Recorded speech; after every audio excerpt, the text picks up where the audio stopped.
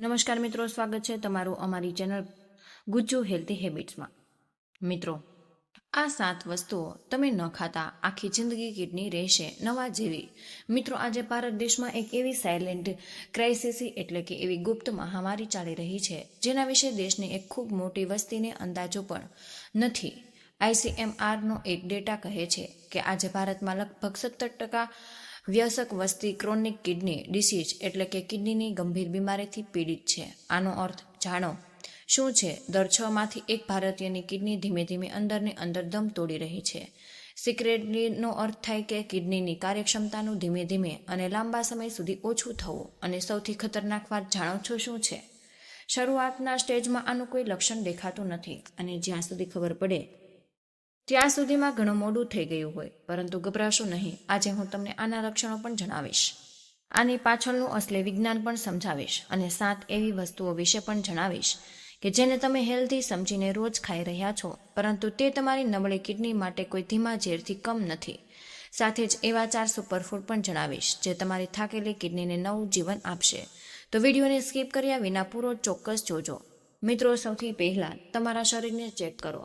જો તમને જલ્દી થાક લાગે, પગ ઘૂંટી ગયા અથવા ચહેરા પર સતત સોજો રહે, ભૂખ ઓછી લાગે, વારંવાર ઉલટી અથવા તો ઉબકા આવે, રાત્રે વારંવાર પેશાબ આવે, ત્વચા પર દરેક સમયે ખંજવાળ આવે અથવા તો શ્વાસ ફૂલે, તો સમજી જાઓ કે તમારી કિડની ખતરામાં છે. હવે તમે પૂછજો કે આનું કારણ શું છે? તો આની પાછળ 7 સૌથી મોટા કારણો કે જે નોંધી લો. પહેલું છે ડાયાબિટીસ, આ કિડનીનો સૌથી મોટો દુશ્મન. બીજું છે હાઈ બ્લડ પ્રેશર, આ કિડનીની બારીક નસૂતને તોડી નાખે. આ ઉપરાંત કિડની ઇન્ફેક્શન, વારંવાર મૂત્રાશયમાં ઇન્ફેક્શન થવું એ પણ એક કારણ છે. આની સાથે જ જો વારંવાર પથરી થઈ રહી છે તો તે પણ સમસ્યા ઊભી કરી શકે. વારંવાર પથરી થવાથી યુરિનનો રસ્તો રોકાઈ જાય. આ ઉપરાંત આનુવંશિક પણ હોઈ શકે. અને સૌથી મહત્વપૂર્ણ વાત સાંભળી લો, વિચાર્યા વગર તમે જે દર્દ નિવારક દવા ખાઓ તે કિડનીને સીધું ડેમેજ કરે. આ વાતનું ધ્યાન રાખો. મિત્રો, જ્યારે તમારી કિડની 100% હેલ્ધી હોય તો તેની GFR એટલે કે ફિલ્ટર કરવાની ક્ષમતા 90 ml પ્રતિ મિનિટ કે તેનાથી વધારે હોય. પરંતુ સ્ટેજ 3માં આ ઘટીને 30 થી 60 અને સ્ટેજ પર 4માં માત્ર 15 થી 30 ml પ્રતિ મિનિટ રહી જાય. અવારનવાર ડોક્ટર કહે કે પ્રોટીન ખાવાનું બંધ કરો. આ અડધું અધૂરું સત્ય છે. તમે જે પણ પ્રોટીન ખાઓ તેને પ્રોસેસ કરવાનું કામ તમારી કિડનીનું જ હોય. પ્રોટીન પચવાથી યુરિક નાઇટ્રોજન, ફોસ્ફરસ અને યુરિક એસિડ જેવો કચરો બને છે જેને ગાળીને બહાર કાઢવાનું કામ કિડનીનું હોય. હવે મિત્રો, જ્યારે કિડની પહેલેથી જ 50% ખરાબ થઈ ચૂકી છે અને તમે એવું પ્રોટીન ખાઓ જેમાં ભારે માત્રામાં ફોસ્ફરસ, પ્યુરિન અથવા તો સોડિયમ હોય, તો તમે તમારી થાકેલી કિડનીને મોતના કૂવામાં ધકેલી રહ્યા છો. એટલે પ્રોટીન બંધ નથી કરવાનું, પરંતુ સાચું પ્રોટીન પસંદ કરો. તો હું તમને 7 એવી વસ્તુ વિશે જણાવીશ કે જેને આજે જ બહાર ફેંકો, જે બિલકુલ ન ખાતા. વધારે પડતું મીઠું, પાપડ અને અથાણા. ગુજરાતી ઘરોમાં જમતી વખતે પાપડ અને અથાણા ખૂબ જ શોખથી ખાવામાં આવે છે, પરંતુ નબળી કિડની માટે આ સીધું ઝેર છે. આમાં સોડિયમ એટલે કે મીઠું ખૂબ જ વધારે માત્રામાં હોય, જે બ્લડ પ્રેશર વધારે છે અને કિડનીની નલિકાઓમાં ભયંકર સોજો પેદા કરે. બીજું છે રાજમા અથવા તો કિડની બીન્સ, જે ફૂડનો આકાર પણ આપણી કિડની જેવો છે. તે જ કિડનીનો સૌથી મોટો દુશ્મન પણ બની શકે. 1 કપ રાંધેલા રાજમામાં 600 મિલીગ્રામથી વધારે પોટેશિયમ હોય. ડબ્બાવાળા રાજમામાં સોડિયમ પણ ખૂબ જ વધારે માત્રામાં હોય, જે બ્લડ પ્રેશર વધારે. ત્રીજું છે મસૂરની દાળ, આમાં ખૂબ સારી માત્રામાં ફોસ્ફરસ અને પોટેશિયમ હોય, જે કિડનીના દર્દીઓ માટે નુકસાનકારક છે. ચોથું વે પ્રોટીન, ડબ્બાવાળા વે પ્રોટીન સપ્લિમેન્ટ્સ તમારી કિડની પર અચાનક નાઇટ્રોજનનો એટલો ભાર લોડ નાખે કે તે લોહીમાં બ્લડ યુરિયા નાઇટ્રોજન ઝડપથી વધારે. પાંચમું છે પેકેટવાળા નાસ્તા અને જંક ફૂડ. બજારમાં મળતા પ્લાસ્ટિકના પેકેટવાળા નાસ્તા જેમ કે વેફર, નમકીન અને ઇન્સ્ટન્ટ ફૂડ પર તો સખત પ્રતિબંધ લગાવી દો. આમાં પ્રિઝર્વેટિવ્સ અને સોડિયમ પ્રમાણ એટલું ઊંચું હોય કે તે કિડનીને બારીક નસોની સીધી વાળી નાખે. છઠ્ઠું છે આખા ચણા, આને ખાવાનું ટાળો. આપણા પ્રાચીન આયુર્વેદિક ગ્રંથ ચરક સંહિતામાં પણ ચણાને પચવામાં ખૂબ જ ભારે બતાવ્યા છે. આને પચવાના ચક્કરમાં કિડની સંપૂર્ણ થાકીને હારી જાય. અને સાતમું છે કાચા ટમેટા, વધારે માત્રામાં ન ખાઓ, કારણ કે તેને ખાવાથી તમારી કિડનીમાં પથરી થવાની શક્યતાઓ ખૂબ વધી જાય. તો હવે તમે કહેશો કે આ બધું ખાવાનું છોડી દેશો તો શરીરને તાકાત ક્યાંથી મળશે? તો મિત્રો સાંભળો, આયુર્વેદ અને મોડર્ન સાયન્સ અનુસાર આ 4 શાકાહારી વસ્તુઓ તમારી કિડનીને નવું જીવન આપશે. પહેલું છે કોબીજ અને ફ્લાવર. ક્લિનિકલી ન્યુટ્રિશનમાં આ બંને શાકભાજીને કિડની માટે સૌથી બેસ્ટ મનાય છે. આમાં પોટેશિયમ અને ફોસ્ફરસ ખૂબ જ ઓછું હોય અને કિડનીનો કચરો બહાર કાઢવામાં મદદ કરે છે. સાથે જ આમાં કાર્બોહાઈડ્રેટેડ નહિવત હોવાથી ડાયાબિટીસના દર્દીઓ પણ તેને કોઈ પણ ચિંતા વગર છૂટથી ખાઈ શકે. પરંતુ ઋતુ ખાસ ધ્યાન રાખજો, આ શાકભાજી શિયાળાની સિઝનમાં ખાવ સૌથી બેસ્ટ છે. ચોમાસાની ઋતુમાં કોબીજ અને ફ્લાવર ખાવાનું બિલકુલ ટાળી દેવું જોઈએ, કારણ કે તેમાં બેક્ટેરિયા કે જીવાંતનો ખતરો રહે છે અને વાયુ કરી શકે. આ ઉપરાંત તેને રાત્રે કાચા ખાવાને બદલે દિવસે સારી રીતે પકાવીને જ ખાઓ. બીજું છે પીળી મગની દાળ. ચરક સંહિતામાં મગની દાળને લઘુ એટલે કે સૌથી હલકી બતાવવામાં આવે છે. આના સોલ્યુએબલ ફાઇબર આંતરડાની અંદર જ કિડનીના કચરાને પોતાની સાથે બાંધીને મળવા માટે બહાર કાઢે. આનો ગ્લાયસેમિક ઇન્ડેક્સ પણ ઓછો હોવાથી ડાયાબિટીસવાળા લોકો માટે પણ આ દાળ એકદમ જ સુરક્ષિત છે. ત્રીજું છે સફરજન અને લાલ દ્રાક્ષ. ફળોમાં સફરજન અને લાલ દ્રાક્ષ કિડનીના દર્દીઓ માટે અમૃત સમાન છે. આમાં રહેલા એન્ટીઓક્સિડન્ટ્સ કિડનીના ટીશ્યુનો સોજો ઓછો કરે અને કિડનીને સાફ રાખે. ખાસ નોંધ, જો તમને ડાયાબિટીસ છે તો દ્રાક્ષ ખાવાનું ટાળજો, કારણ કે તેમાં મીઠાશ એટલે કે નેચરલ શુગર વધારે હોય છે.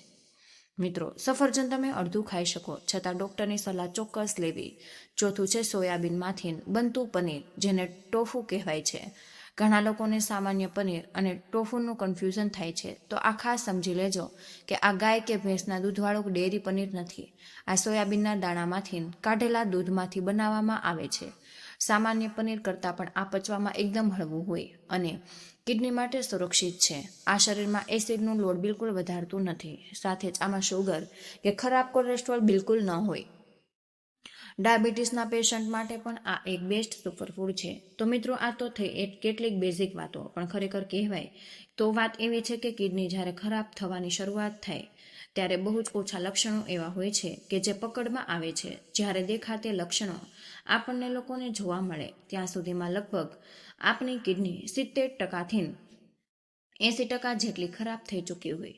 તો ચાલો પહેલા એ ઊંડા લક્ષણો જાણી લઈએ કે જે કિડનીની ખરાબ થવાની શરૂઆતમાં જોવા મળે. તો મિત્રો, તેમાં સૌથી પહેલું અને મહત્વનું લક્ષણ તમને જણાવી દો તો એ છે આપણા પેશાબમાં થતો ફેરફાર. જી હા મિત્રો, સામાન્ય માણસ આખા દિવસ દરમિયાન 6 થી 10 વાર પેશાબ કરવા માટે જાય, પરંતુ આની માત્રામાં જ્યારે વધારો થઈ જાય અને ઉઠીને વારંવાર પેશાબ કરવા જવું પડે તો ચોક્કસથી ચેતી જવાની જરૂર.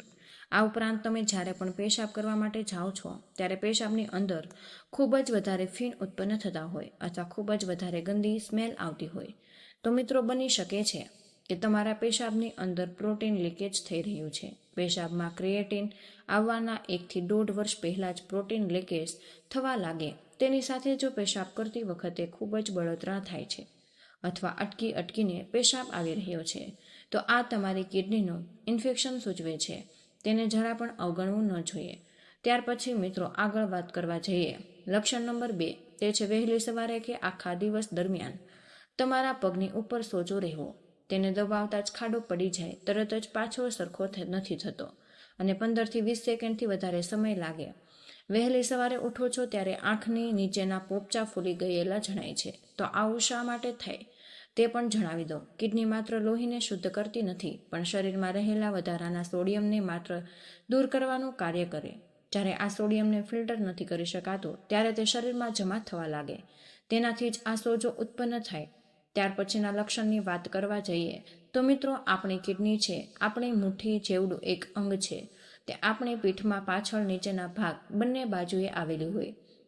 ઘણીવાર એવું બને કે આ કિડની જે જગ્યાએ રહેલી છે તે જગ્યાએ ખૂબ જ અસહ્ય દુખાવો થવા લાગે. પરંતુ જ્યારે આ દુખાવાની સાથે સાથે તમને તાવ આવે, ઉલટી થાય, વધારે પડતો પેશાબ આવે અને આવી જ સમસ્યાઓ રહેતી હોય તો એ સ્પષ્ટ સૂચન કરે છે કે તમારી કિડની ખરાબ થવા લાગી છે. ઘણા લોકો પેન કિલર ખાઈને આ દુખાવાને દબાવી દેવાનો પ્રયાસ કરે, પરંતુ આવું ન કરવું જોઈએ.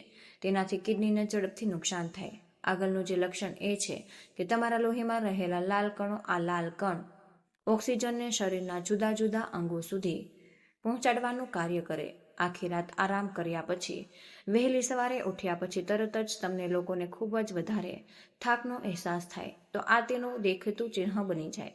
લાલ કોષોને બનવા માટે એક અંતરસ્ત્રાવની જરૂર પડે, જેનું નામ EPO છે, અને આ બનવાનું કાર્ય આપણી કિડની કરે. જો આવું લક્ષણ જોવા મળે તો એક બ્લડ ટેસ્ટ કરાવો અને ગાજર, બીટ અને આમળાનું જ્યુસ પીવાનું ચાલુ કરો.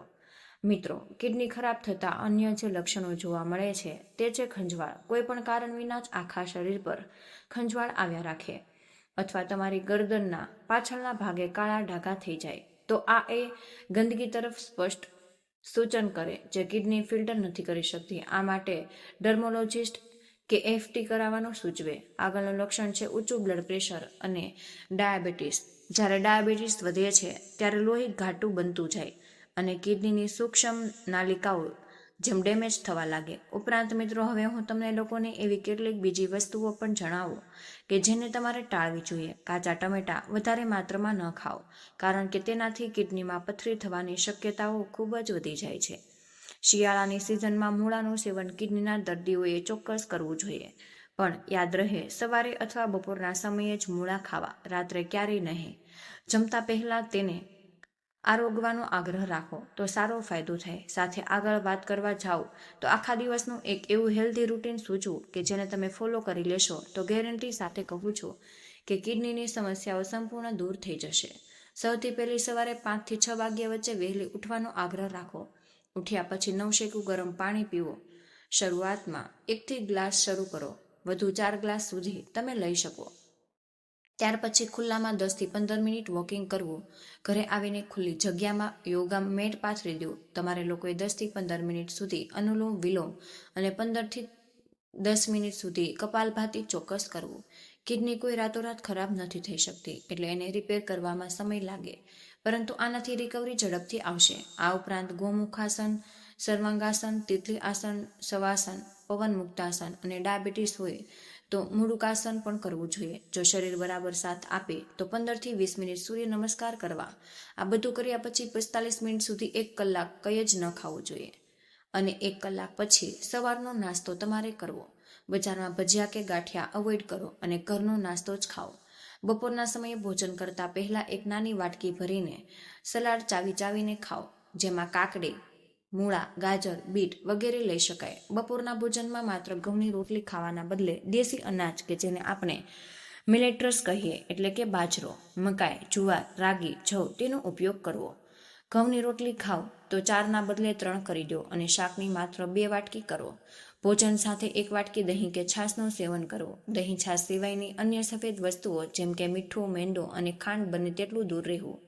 ભોજન પૂરું કર્યા પછી 1 ચમચી જેટલી વરિયાળી ચાવીને ખાવાનો આગ્રહ રાખવો. હવે અગત્યનો સમય છે કે સાંજના ભૂખ લાગે ત્યારે ઘણા લોકો બહારના પડીકા કે લારીએ પહોંચી જાય. આ વસ્તુઓ જ કિડનીને ખરાબ કરે. તેના બદલામાં થોડું ગરમ પાણી પીવો. જો એ શક્ય ન બને તો સવારે પલાળેલા ડ્રાયફ્રૂટ્સ ખાઈ શકો, અથવા તો મખાના લઈ આવો અને દેશી ગાયના ઘીમાં શેકીને ઉપર સંચળ ભભરાવીને ખાઓ. મિત્રો, એક એવો નિયમ તમને અપનાવો કે જે આ બધા જ નિયમો પર ભારે પડી જશે અને કિડનીની તમામ સમસ્યાઓ દૂર કરી દેશે. એ નિયમ છે દિવસનું છેલ્લું ભોજન, એટલે કે રાત્રિનું જમવાનું, જે સાંજે 7 વાગ્યા પહેલા ગમે તેમ કરીને પૂરું કરવું અને હળવું રાખવું. તમે લોકોએ ખેડૂત મિત્રો, દાદા દાદી અને પક્ષીને જોયા હશે, તેઓ 7 વાગ્યા પહેલા જમી લે છે. આવું શા માટે? જ્યારે સૂર્યોદય થાય ત્યારે આપણી જઠરાંગીની તેજ રહે, સૂર્યાસ્ત થતાં એ મંદ પડે. રાત્રે 7 વાગ્યા પહેલા હળવો ખોરાક લઈ લેશો અને 10 થી 11 વાગ્યા સુધીમાં પચી જાય. 11 થી સવારના 7 વાગ્યા સુધીનો સમય એવો હોય કે જે સમય તમારું શરીર તેના પોતાના માટે ફાળવશે, એટલે કે શરીરની અંદર રહેલી કોઈ પણ પ્રકારની બીમારી તેને શરીર પોતે જાતે જ રિપેર કરીને દૂર કરે. તો મિત્રો, પોતાની કિડનીને બચાવો અને આ નિયમને જિંદગીનો હિસ્સો બનાવી દેજો. તો મિત્રો, મને આશા છે કે આજનો આ વિડીયો તમને જરૂર પસંદ આવ્યો હશે અને હા, વિડીયોમાંથી તમને કંઈક ને કંઈક નવું શીખવા મળ્યું. તો મિત્રો, આજના વિડીયોમાં બસ આટલું જ. આજની આ માહિતી તમને કેવી લાગી અને આ વિડીયો તમે કયા શહેરમાંથી સાંભળી રહ્યા છો તે અમને કમેન્ટ બોક્સમાં જરૂર જણાવજો. વિડીયો પસંદ આવ્યો હોય તો વિડીયોને લાઇક અને તમારા મિત્રો સાથે શેર કરજો. ચેનલ પર નવા હોય તો ચેનલને સબસ્ક્રાઇબ કરવાનું બિલકુલ ભૂલશો નહીં. વિડીયોને અંત સુધી જોવા બદલ આપનો આભાર.